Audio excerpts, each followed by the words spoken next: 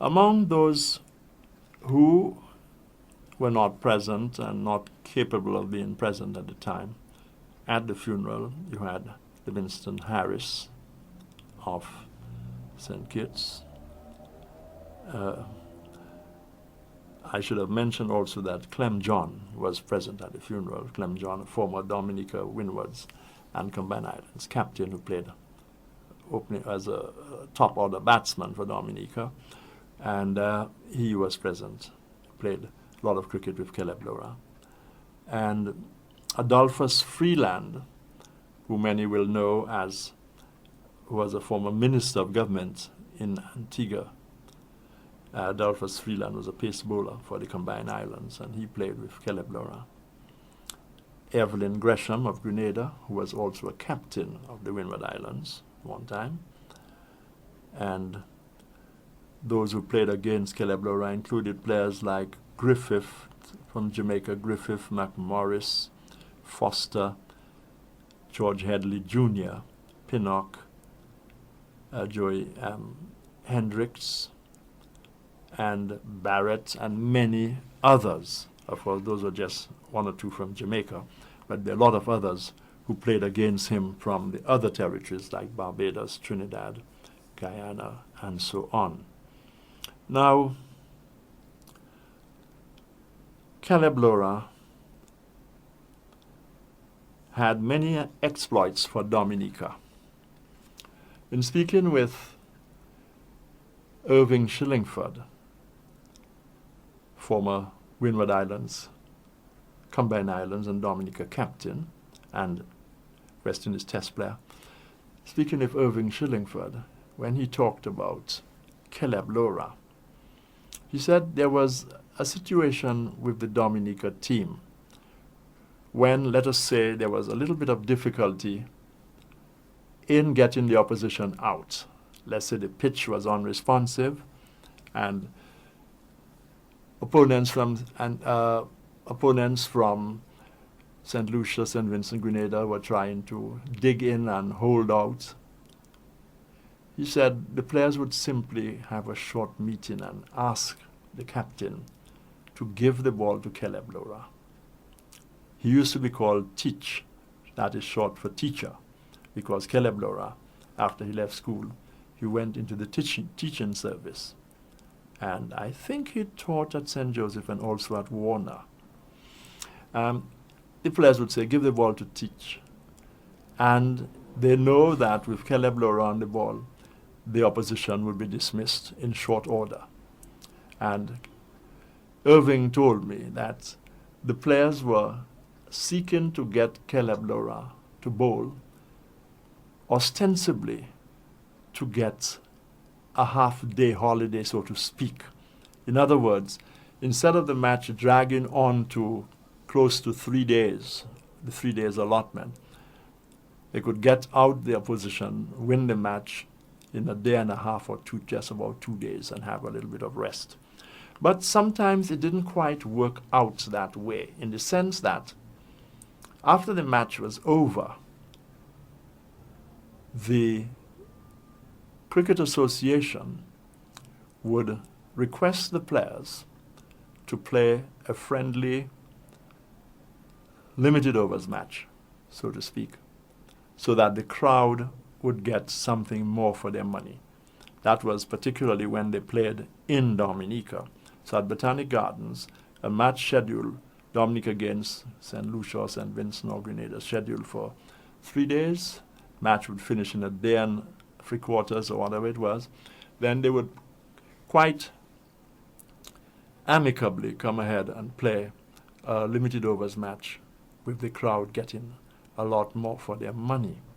So those were the good old days, and I must say the players indeed from both teams were very agreeable indeed. So that was the situation that used to take place in those days.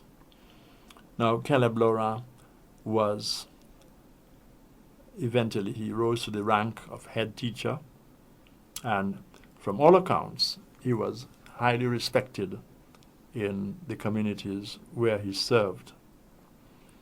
I will look at what I consider to be a fitting memorial to the late Caleb Laura in a little while. But first, let's have a word or two from our sponsor. Now, Caleb Laura, his most significant bowling figures occurred in 1967, and I'm looking at the regional scene. He took 6 for 76 and 5 for 94 against Guyana in 1967. 6 for 76 and 5 for 94 against Guyana, and he was bowling for the Windwards.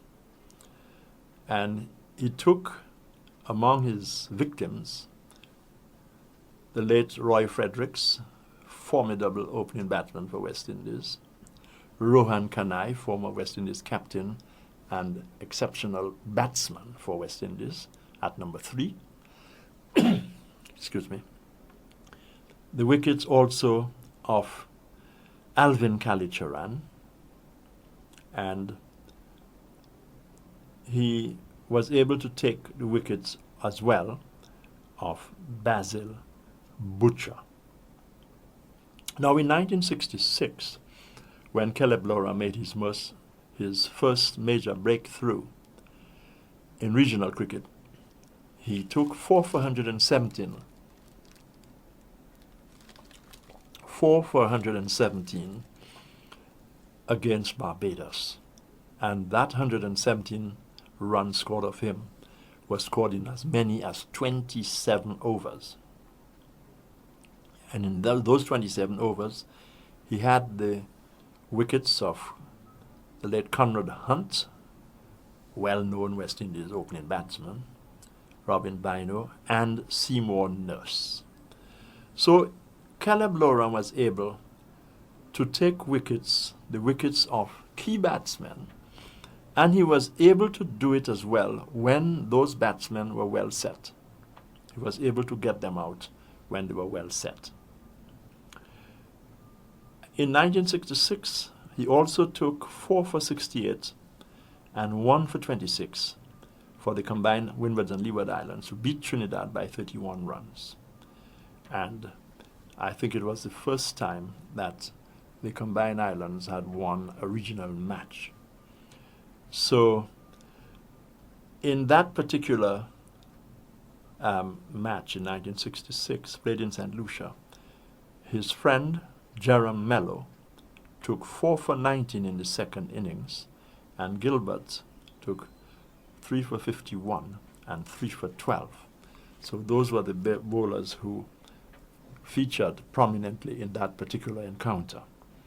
So Caleb Laura was able to get wickets in regional cricket. Now it was thought that Caleb Laura should have been considered favorably for a place on the West Indies cricket team. Admittedly, there was Lance Gibbs there, but many people felt that if Caleb Laura had been born elsewhere in the sense that he might have been born in Barbados or Trinidad or Guyana or Jamaica, a place would have been found for him in the West Indies team alongside of Lance Gibbs. But that never happened. Now, a peculiar thing happened in regional cricket, a peculiar incident, controversial in the extreme.